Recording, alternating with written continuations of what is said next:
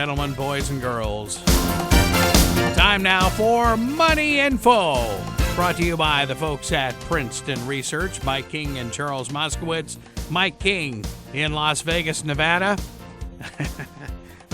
Hopefully Mike has decided to not to go to Korea at this point in time. And Charles Moskowitz in lovely Boston, Massachusetts. Good morning, guys. Good morning. Good morning. Mike, you have postponed your trip, I hope, right? Yes. Yeah. They don't want me over there. Yes. Yeah. But we're getting a bounce in the basic materials stocks. You know, Alcoa kicked off earnings last night. Yeah. And their stock is down just a few pennies. The top line sales were down, even though earnings were much better than expected. Well, they weren't exactly better than expected. They were better than predicted. Alcoa had lowered their estimates 3 times. In fact, the original estimate was for 11 cents. The whisper number was 11 cents, and that's where it came in. Yeah. Not to say, I mean, fundamentally, you have to realize one of their biggest clients, Boeing, has a backlog of 7,300 planes. That's 8 years worth of production of planes, and they're not the 787s that are carbon fiber.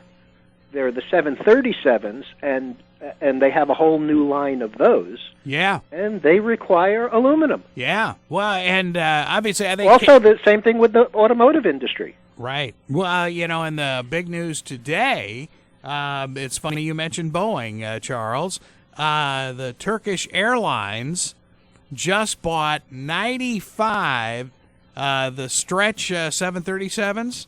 Yep. $100 million a copy from right. 2016 to 2021. Hello, 95 more planes. Right. Tack it onto the list. And, wow. And every single one of them has an aluminum skin. Yeah. Well, it's interesting. All the other industrial metal companies are having a sharp rally this morning, even though Alcoa is down a little bit. Like, look at Rio, up $1, almost $1.50.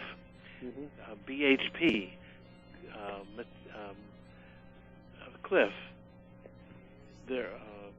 Vale. They're all having a sharp rally. I think they're just waiting for this incident, just the earnings announcement of Alcoa, to get out of the way. Yeah. And this may be a bottom, because the basic material stocks have been trending down, for 6 months? And either they're going to pull the market down, or they're going to bottom. Yeah. So maybe this is the bottom for what you just exactly as you were discussing. Right.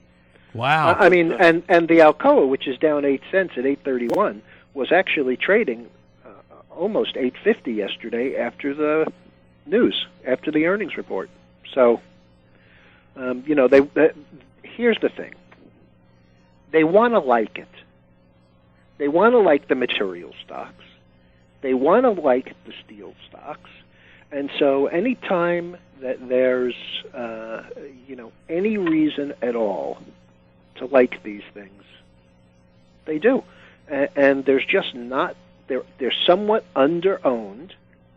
And, people rush into them. I mean, I know that it's hard to say that Alcoa or ArcelorMittal or steel is a thinly traded stock. But when you compare them to the ones that they trade day in and day out, like the Bank of Americas or the Apples or, any of the big volume stocks, these stocks under-owned fly up. It's exactly the opposite of what we've been talking about, or I've been talking about in the letter, as the punishment of firms that miss are fast and furious to the downside, and they gap. It's exactly the opposite with these. Some of them are just building stocks. Some of them are, home building stocks. Some of them, like the steels, are, auto and well, every country has stocks. a major basic material stock. Like Brazil has Vale, VALE. Right. Korea has PKX is their symbol. Yeah. And of course, because of the problems in Korea, that stock really isn't trading. Gee, no The company's kidding. POSCO. Yeah, we're just POSCO. about ready to nuke the entire continent. Yeah, I can imagine that things would be a little slow over there. This is, as we said last week about another story, if it bleeds, it leads. Oh, yeah, I know. This is perfect to sell newspapers and to sell radio advertising, but, I can't imagine. Well, you see what they're selling this morning, all of a sudden. They're talking about insider trading. Oh, yeah. Herbalife. Yes. Herbalife insider trading. What, by none finally? other than their auditor. Right. Who else? And the stock is halted. The stock Who still else hasn't but the opened yet. auditor? Who else would be better Oh, come to on. talk about insider trading? Oh, and of course, Casey, are you with us?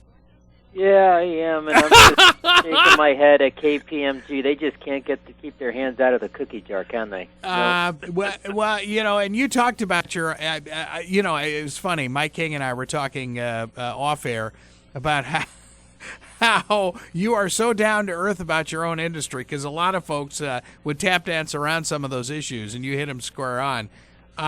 This thing. How long is this Herbalife thing going to go on? I mean, it seems like this has been going on a decade, if not longer. Yeah, fortunately, a stock can't go below zero. I think that Ackerman is on the right track with his presumptions.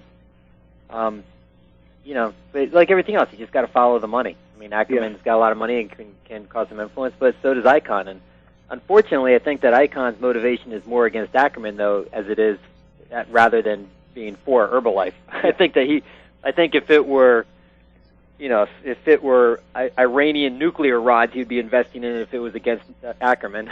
Oh, Carl Well, Icahn? the thing is, yeah. The thing is that what they haven't discussed so far is who the third party was. The way that the press release from KPMG reads is that they're resigning as auditor for Herbalife because they found out that their partner in Los Angeles had given client information to a third party who then traded on it. Martha So the question Stewart. really becomes, which side of it was the information for? Was it for the long side or was it for the short side? One side or the other is going to get hurt here. Or you can look at there was possibly unusually high options activity, and they may be able to follow that trail. Yeah. Because options are a lot easier because obviously they don't trade as much as shares. It's easier to kind of follow that trail. Yeah. The other thing about Bill Ackman is we keep on hearing about how bagged he got in J.C. Penney, and what a tough deal this is with Herbalife, but that is not a reflection of how he's actually doing this year. He's actually doing well this year because he has a huge position in, I don't remember which one, but one of the major railroads, and he has a couple of positions in non-public companies that are really knocking the cover off the ball. So, we don't either need to cheer for him or, weep for him. What you're seeing is probably 20% of what's actually going on in his portfolio. Charles, how the hell do these guys keep getting jobs when they take one company down after another, and it's like, and they keep falling into these great glory jobs? Well, you got to remember. You mean the J.C. Penney deal? Yeah. Ron Johnson came from a great background. But the thing with Ron Johnson is, and I can't believe that nobody has ever mentioned it before, his big success at Apple was with an individual company with their line of goods. J.C. Penney, what caused first of all, what caused them to hire him, or him to think that he could do this store within a store, right, where he's doing exactly the opposite of what he did at Apple. Exactly the opposite. Taking other people's goods and trying to mix them in with, all of the penny brands. I mean, it seems fish out of water to me. He's got a disconnect also. He's trying to take the cool, hip Apple shopping experience and mix it with a much, much older demographic. I don't know exactly what the shopping demographic is of J.C. Penney, but I can assure you that but it's not older Apple. than the shopping of Apple. That's right. Exactly right. So he's trying to take that cool, hip shopping experience and transition it into a 50, 60-year-old demographic, which it's going to be an uphill battle. And I was looking at the chart trying to decide where I would buy J.C. Penney, and it's actually not very far from here. Probably won't get to where I want to pay for it, around 12.5 or 12. But this company has been round trip in the past 10 or 15 years 3 or 4 times, between 70 and 10. Yeah. Oh, yeah. I remember my late father, and this is back in the 80s, was with Penny's a very short period of time. It was about 7 or 8 years. But, he got good stock out of the deal. And it was in the 80s, I think, when he passed away. And you just start thinking, wow. And the company has just gone in and just so many different weird changes. And, and of course, my late mother was at Sears for like 30 years. So she saw some massive changes and, of course, saw the handwriting on the wall, too. And that's why she retired. But and she was in the accounting department. So it was like, it was like maybe 10 years early. I don't know. But anyway, it was very, very strange. I'm not sure that the Pennies or the Sears/Kmart model is attractive to people at all anymore. Yeah. I think the only survivors are going to be those with apparel. Apparel is really hard to buy online. Yeah, but you know what, guys? We're talking Anglo stuff here now. Right. You walk into a Penny's or a Sears, and all you see are Spanish signs. Or down here in South Florida, Spanish and Creole signs. So it's like they are really starting to become the new, if you want a superstore, if you will, for Hispanics and for, at least down here, Haitians, you name it, various foreign nationals. So, that's how they're starting to market down here. Now, I don't know about the rest of the country. But, Greg, the thing is, the proliferation of specialty big box is so tremendous. I mean, who would have thought that you could put together a big box chain for cosmetics? Right. And yet Ulta is one of the biggest success stories. The stock has gone from being a teenager to being 100, had bad earnings a couple of weeks ago, and is back into the 80s. But, there are so many specialty retailers out there. It's like I used to trade the XRT. The XRT is the ETF for retailers. But when you dig down into who they are, they're not who you think they are. They're retailers. Okay, here's the biggest strange member of that. How do you get Netflix as a retail concern? Sure, movies. Right. Yeah. Yeah, but they don't sell them. They rent them, sell. Essentially. Yeah. They deliver them to you streaming. But when I think of retail, again, as Casey was just saying, I think of apparel, I think of home goods, I think of, and there's another one. If you want to buy home goods, you go to the store called Home Goods. Home Goods, yeah. Oh, yeah. Right, yeah. Which is part of the Marshalls, TJ Maxx, linens deal. Right. Well, TJX. Bed Bath and Beyond, and that whole right, exactly. Chain and too. So it's just pennies and Kramer, who I can't stand, has this new index. He calls it the Gatsby index, and it's. But think about it. It's made up of the aspirational retailers. Ooh. The Tiffany's, the Ralph Lauren's, the ones that people aspire to be able to afford and shop. The little Lily Pulitzer type places. Yeah. Interesting. Wow. Yeah. Oh, wow. She just died yesterday. She's a big star down by you, Greg. Oh, yeah, at Palm Beach. I mean, she was everywhere on the social scene here on the Treasure Coast and down on the Gold Coast as well. Yeah. Well, and Casey, I would imagine you're somewhere in your 30s. I'm actually mid-40s. Mid-40s. Okay.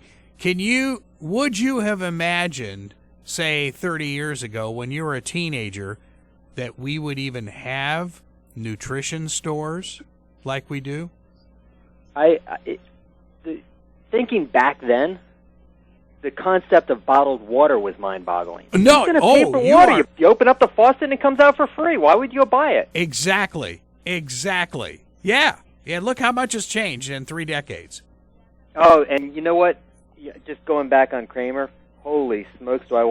I bought this little stock 5 years ago for $2.30 a share. That was called Netflix, and that bozo came on TV and said if there was 2 stocks that could go below zero, Netflix would be one of them, and it was some biotech that would be another one. And I thought, he was the god of stock. Oh no, you didn't. Stock at $2.50. Oh no. And we're happy to make 8% on it. Oh my God! Are you throw kidding? up every time. I can't even look. If a commercial comes on with him, I got to change the channel. And he just, if I don't know, there's got to be some website out there somewhere that tracks his, because he's a. Oh, there are several. There's a whole series of YouTube type things called Bad Kramer. Oh, I love it. There's a website I think called I've Been Kramered. I know. He's got to monetize. He's got to be on the short side of it, or he's got to have some kind of motivation for he putting himself out me, there and being so wrong. I hate to get into personalities, but I'm just going to tell you on this one. Jim Cramer reminds me of Howard Stern, and the reason that I say that is because both of them are typical Arrested Development guys. They're both like teenage boys. Yep. They both love bathroom humor. They both. It's amazing that people really take either of them seriously. See, I see him as Ted Baxter with the same thing. Why? How can anybody take him seriously? Right. I don't think I've ever heard of a better analogy. He is the Howard Stern of stock picking. Wow. Yeah. It's that's amazing. Well, guys, back in the. In 1986, when I got the axe at ESPN and fell into probably the best job I ever had, and that was doing Dodger television, there was this company that bought Metro Media, and, it was this stupid movie studio in West L.A. It's called Fox, and nobody took them seriously. Right. Well, we're going to start a television network. And, the 2 big guys, obviously, Rupert Murdoch owned the entire place, and his right hand, literally, was a guy by the name of Barry Diller. Well, now they're at each other's throats. Oh yeah, because Barry over the new network. Aereo, yeah. Well, and this whole thing, I'll tell you guys, Chase Carey, who I think is an absolute genius. He was one of the whiz kids.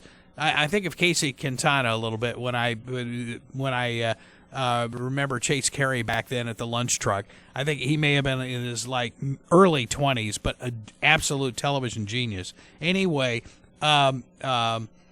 Chase was talking about someday, and he visualized everything that's happening today, and I can't believe how. But anyway, Diller has come up with Aereo, and what they do is retransmit all of the broadcast networks.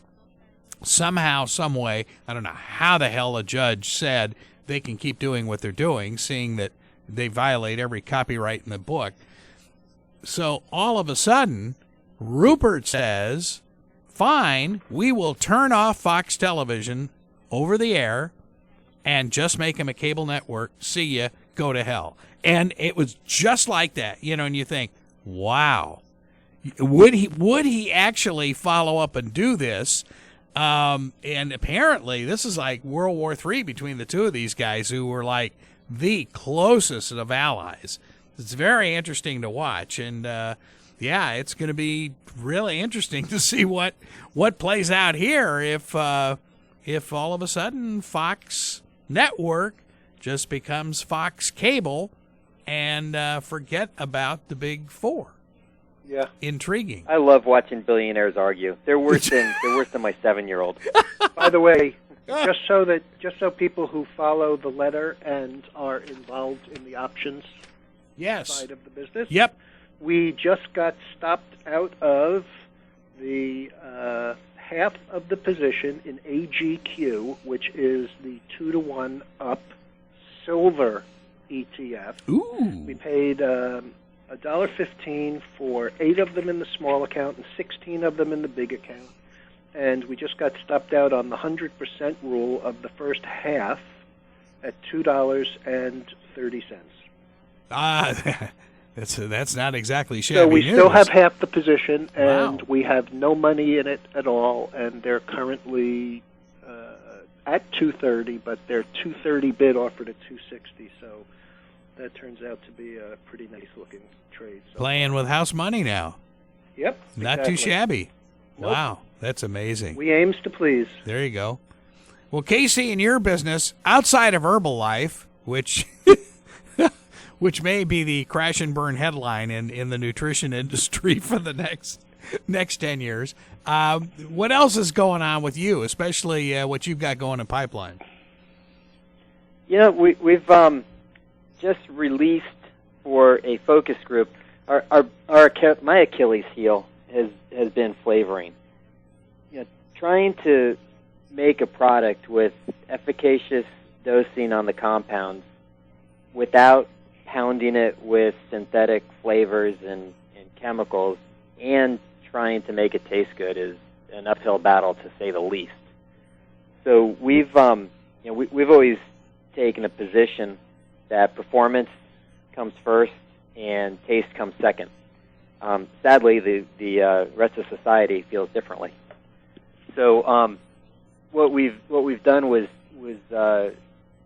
removed a couple of the really harsh compounds like alpha-lipoic acid, and replaced it with equally potent antioxidants like betaine, but don't have that strong acidic flavor. So we've been able to bring that flavor profile way up, and we're releasing this week to a focus group to test that flavoring. And if all goes well, we're going to go into production on it. Same product, same performance, just a much, much better taste. Well, Charles, you took the product, right? Yes, I did. Any flavor problems as far as you were concerned? No. Tasted like protein powder, right? Yeah. I mean, I have kind of the attitude of, at 63, playing guys who are, in their mid-40s and younger in racquetball. I just suck it up and don't think about the flavor. It's a means to an end. No, that's exactly what we find is people that are over 40. They're like, you know what? The taste is a taste. I don't really care because I want the performance. Right. But the younger demo is where we have the difference, Greg and Casey, I think, is if you're taking it for the purpose, as opposed of using, for example, a meal replacement protein drink.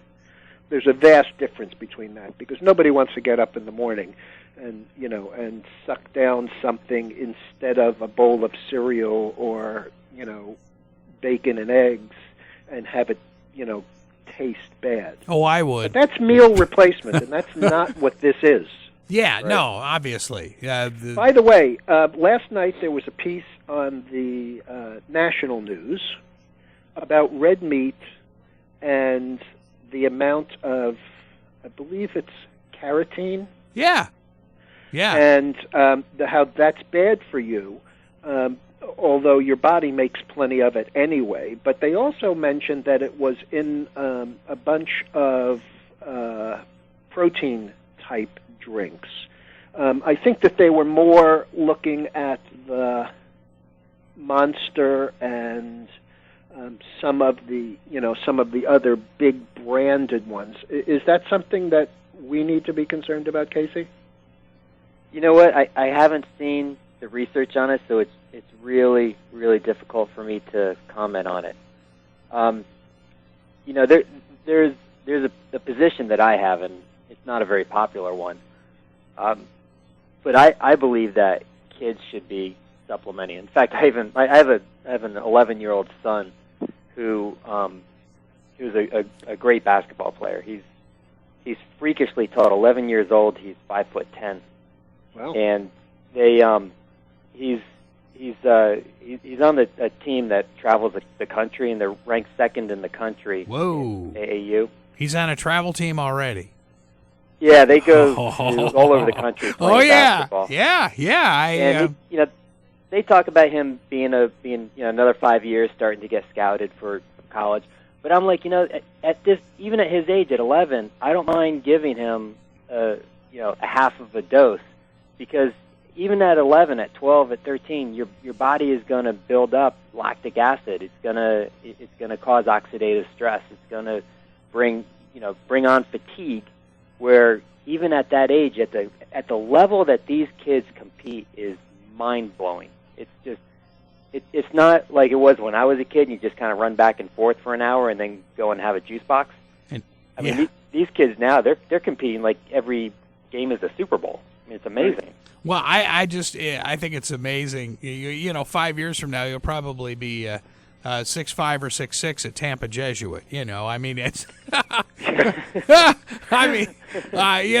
It's like, okay, this is interesting. Well, you're bringing in this whole thing that a lot of listeners may have absolutely no idea what you're talking about. And it's something that's, believe me, starts all the way down at Little League, whether it's football, baseball, or basketball, and that is the travel squads, which is something that's totally new, recent, within 10 years.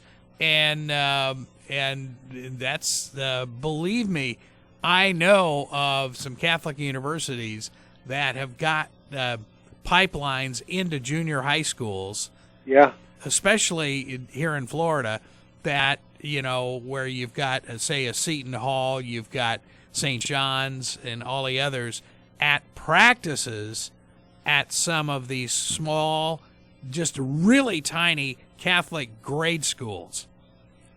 And in the AAU where my son plays, they, by NCAA rules, at 7th grade, they can't play at colleges because they start to get scouted in 7th grade. That's right. And they don't they don't want that line to be there. So once they hit 7th grade, they have to play in high schools or churches or wherever they can. They can't go play at colleges. That's right. And it's just amazing. You see the number of parents there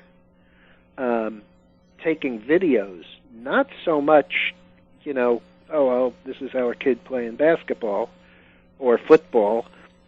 They do it to put together the, scouting videos, CDs that they send to the schools. Exactly. You bet. Like highlights. This is what he was in 6th grade. This is where he was in 8th grade. It's unbelievable. I used to love taking my two stepsons to my club and playing basketball with them. And I'm sure that you'll relate to this, Casey. For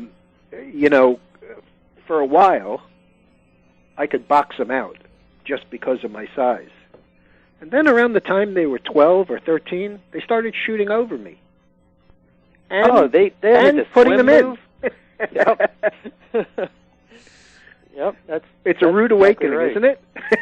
It is. And it's, I'm guilty of that. I videotape his practices I videotape his games, but I don't do it to put together scouting discs.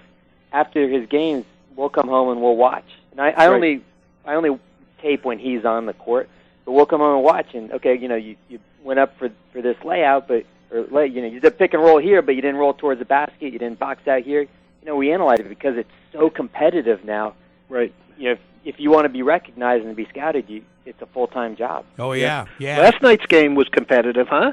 Ooh. Oh my gosh, what a good game that was. Even though the reps really were not great in both directions, I might add. And actually, they have had, and it's very ironic that when we were in the Sweet 16, there were a couple of the referees who I deal with a lot here on the state college level in Florida who were, refereeing in the Sweet 16.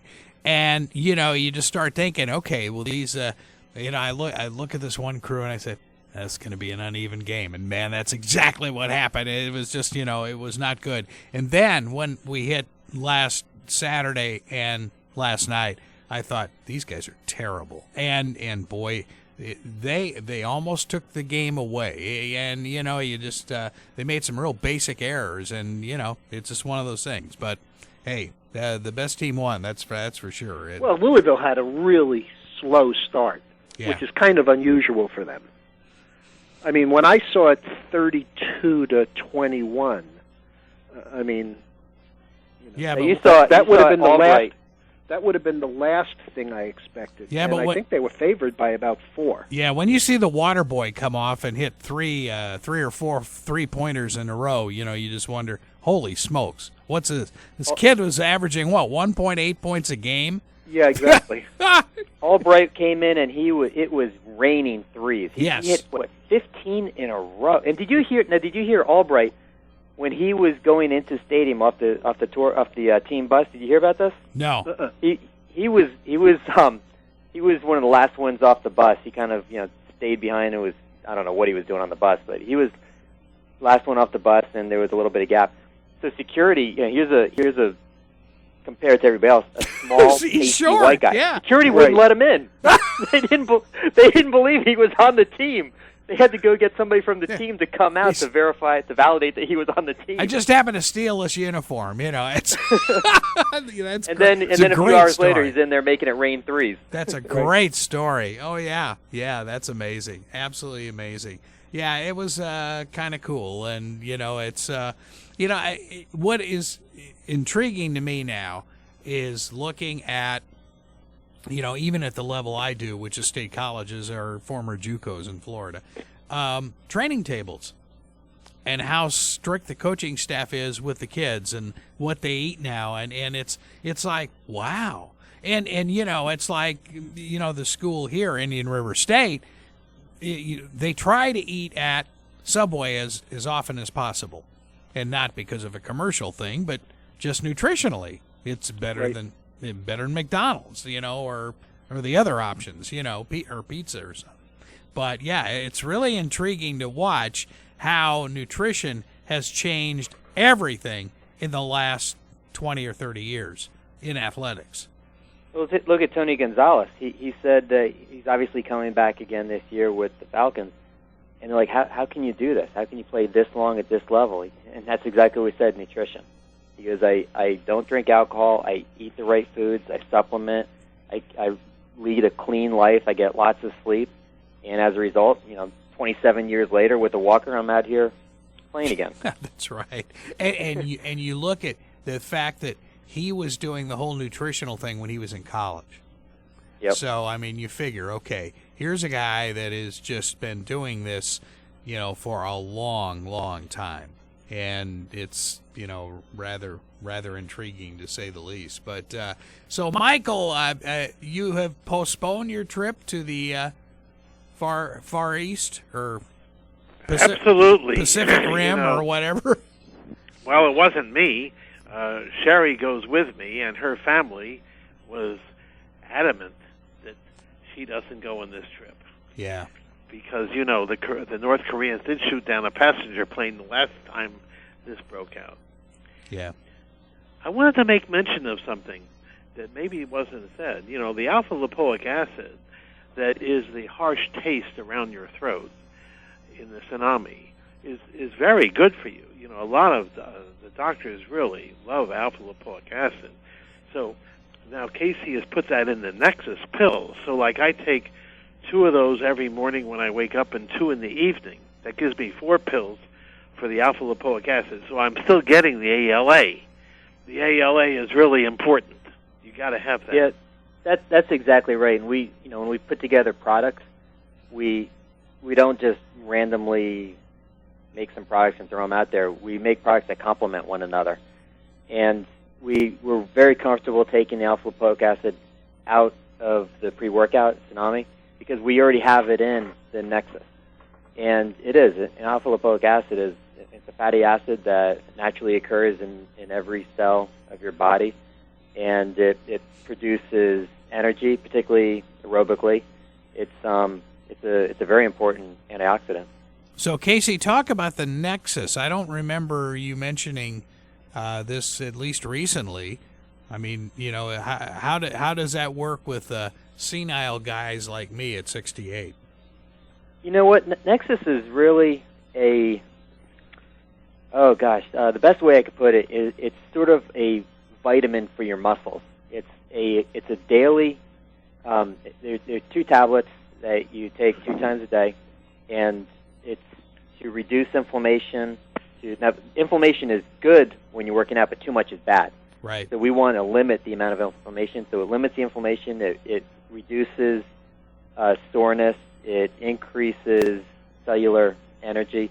It's really a high potent CoQ10 product, and CoQ10 is just such a powerful and important compound. So we just took the CoQ10 as a foundation, and then we added alpha lipoic acid and quercetin and glycosamine sulfate, bioperin. The compounds that are necessary for your body to perform, but you take it on every day, and we broke it up into halves. All compounds have a half-life. Typically, it's 4 hours or 8 hours. So, in 2 to 4 hours, it's out of your system. So we don't want you to, and these compounds do not necessarily have an effect where it builds up in your system. So we want to dose it so you take it in the morning, and then you also take it at night. So what we did was cleverly put white caps on one bottle and black caps on another one, and that way the compounds stay active in your system all day and all night. And at night is that's when it's most important, because that's when your body repairs. When you're sleeping, your body goes into recovery mode. And everybody takes things in the morning, so at night when your body could really use them, they're gone. They've already been excreted. Wow. I'll have to talk to you about that off air. That sounds great. Happy to send you some. That sounds absolutely amazing, because that's... Charles, are you taking that as well? Yeah. Mike, what about you? Right here on my desk. Okay. Wow.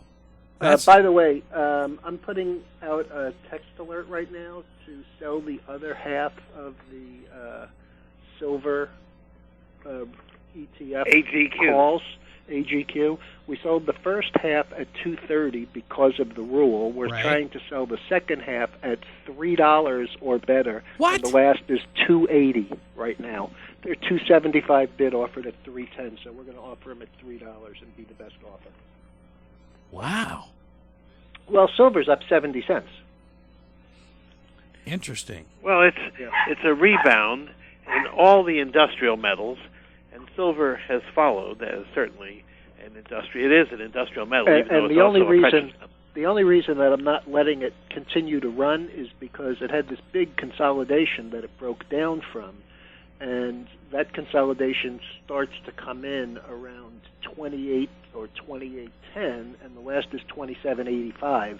So we're getting pretty close there, and my attitude is that we generally don't go too far wrong taking 250% profits. Yeah, that's not too shabby. By the way, yours and Mike's favorite company, General Electric, now must see a little something in the oil patch. As what? They just bought a company the other day for they bought, several billion. We actually have traded that a couple of times, Lufkin Industries. Yeah. It's not that big a company. The entire purchase price at 88.5, which was 25 over where it closed, is only $3 billion.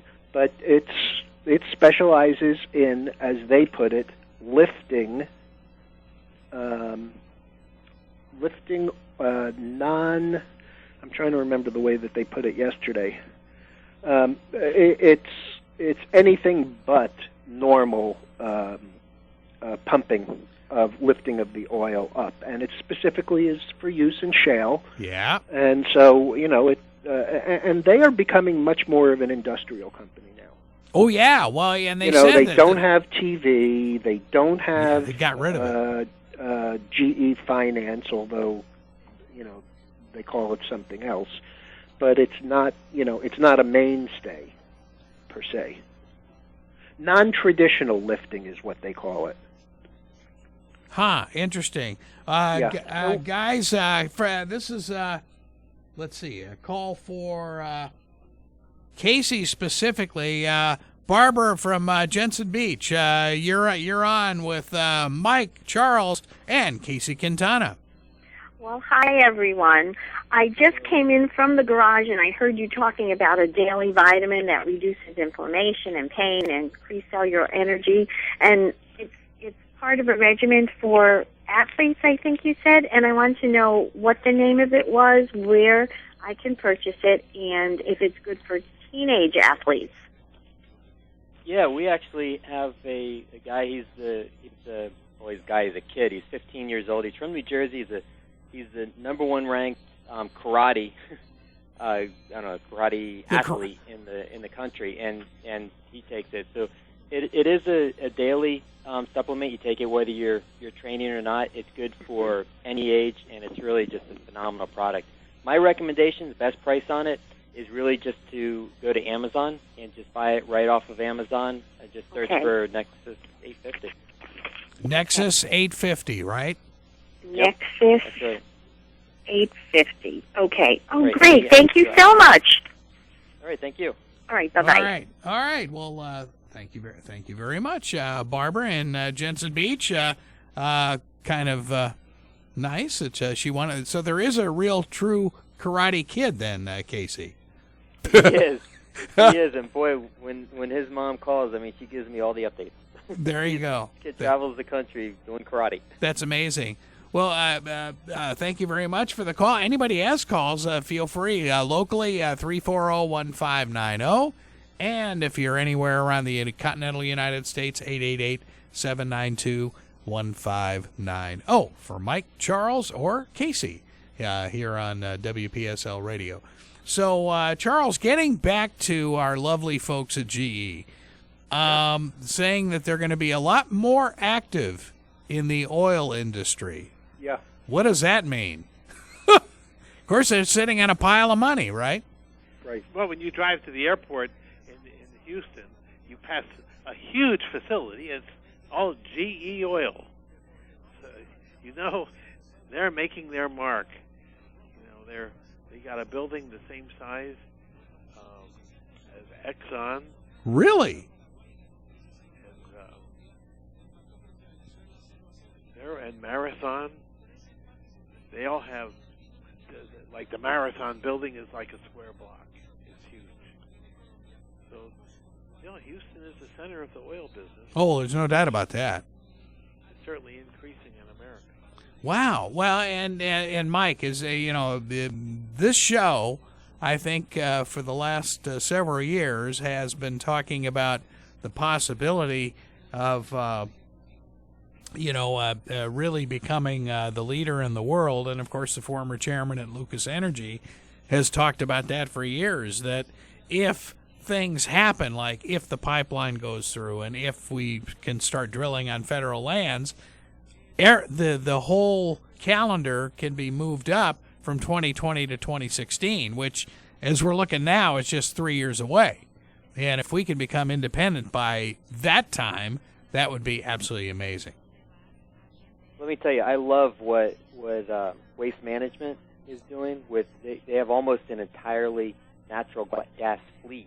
Yep. And they're now putting natural gas stations for other companies to come and buy natural gas to kind of start start that revolution of natural gas amongst all commercial vehicles, which then obviously would then at some point translate into passenger vehicles, and then now you're completely free. Now, Casey, natural gas for the next billion years. Over where you are in the Bayside, over in Tampa Bay, are the city buses and all the city fleets are natural gas as well, right? I believe that they are still diesel. At least they certainly smoke like they're diesel. Oh, okay.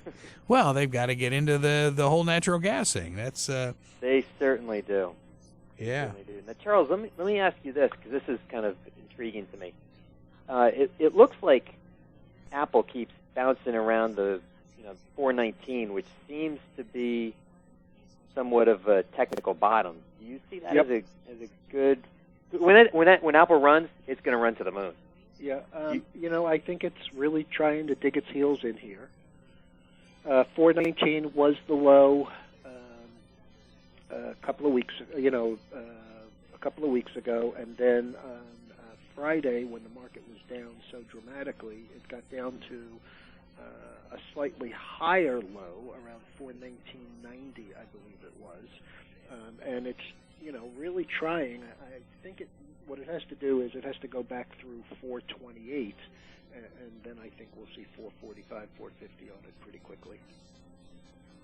I mean, everything to me says the stock is oversold. Now, you also have to remember, though, that they have earnings this week. Not this week, the 23rd. I don't remember whether it's before the open or after the close. And, After the close. I think that I'm going to guess that, as I said at the beginning of the show about Alcoa, there are so many people who have lowered their expectations on the stock that even making the number can be an upside surprise. What everybody is talking about now is the fact that they don't have, well, let me go back a step. Outside the U.S., in Europe and in Asia, they don't subsidize as dramatically as we do here. So in the second half, everybody is looking for them to bring out a slightly less expensive version of the iPhone that will have much more worldwide acceptance. If you're like me and you've ever lost one or broken one, if you're not due an upgrade through AT&T or Verizon, you spend $650 on a phone. And really nobody does. Wow. Yeah, and that's really a jumping off point. I have a friend in India where there's, 1 billion people, and he broke his iPhone and he had to spend, gosh, it was like $1,000 because there's zero subsidy, nothing. It's not even an option. So if you break your phone, you want an upgrade, whatever, it's $1,000. $1,000? Yep, $1,000. Man, I'm sorry, I'd go off the grid. Well, it's a big market if they do come out with a I know. $300 or $400 phone. Yes. Oh A yeah. lot of people No. out there that would buy it. Yeah. I mean, that's your Metro PCS crowd. I mean, Yep. sure. Yeah. And that's the other thing too. It's very interesting that you've got T-Mobile that's already starting to rebrand itself in that whole arena. Don't know what happened, but in any event, so I think everybody is looking at this as a second half story. But the market is a discounting and predictive model, and by the time that happens, the stock will probably have already bottomed. It won't be the time to buy it. Probably be the time to take a little profit on it. But that's the headwind will be this earnings period to see how they did, number one. And number two, it will also be the second half and whether, they really put themselves in a position for, I hate to say this to sound like Dr. Evil, worldwide domination, of that market. Right now, outside the U.S., Samsung, the Galaxy phones, and some of the HTC phones, that are very inexpensive, are really eating Apple's lunch as it relates to that second-tier market. Sure, you bet.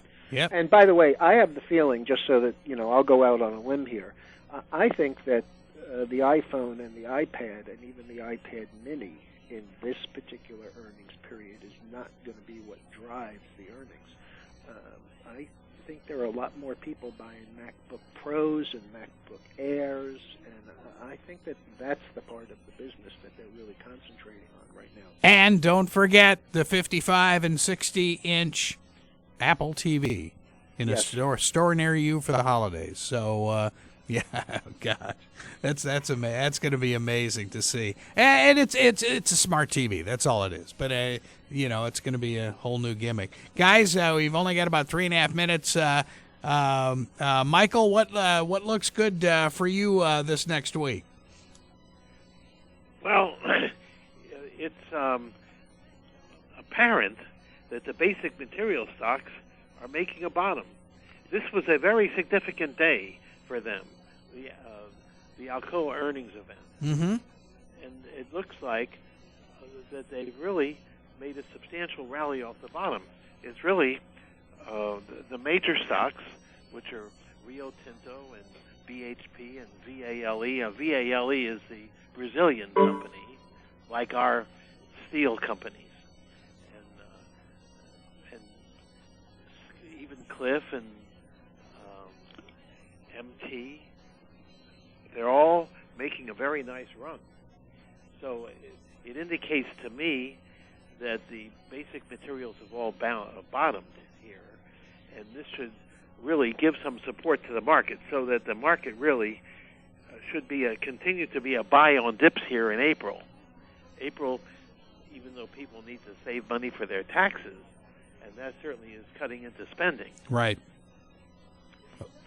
However, as soon as that situation is over, the market should be bottoming here. We should have an April bounce. Cool. April bounce. Charles, what about you? Well, I kind of like the market here. In fact, we have never been more long coming into a week. We actually put out no new trades this week because we were up at almost 70% of funds in use of a small account. But I think that tech, and I think that the financials need to come on here. You don't really have solid, extended bull markets without those two groups. And frankly, they've been lagging. Yesterday was a great day for the financials. And we are long. I mean, we're long Bank of America. We're long Wells Fargo. We're long the XLF, which is the index of financials. But I think that that's the piece of the puzzle that's missing right here. And I think that once we get that, I think, we can have a really substantial run. All right. Well, that sounds great, Charles. Michael, Charles, and our new weekly guest, Casey. Glad to have you on every week. And, hey, glad to hear about the Nexus tablet. That's something that I could certainly get into as well. And nice to have all of you guys together. Michael, I'm glad you're not going to Korea. Thank you very much. You put my mind at ease. Believe me. And we'll talk to all of you guys next Tuesday right here. Money Info. Brought to you by Princeton Research with Mike King in Las Vegas, Charles Moskowitz in Boston, and Casey Quintana in Tampa Bay.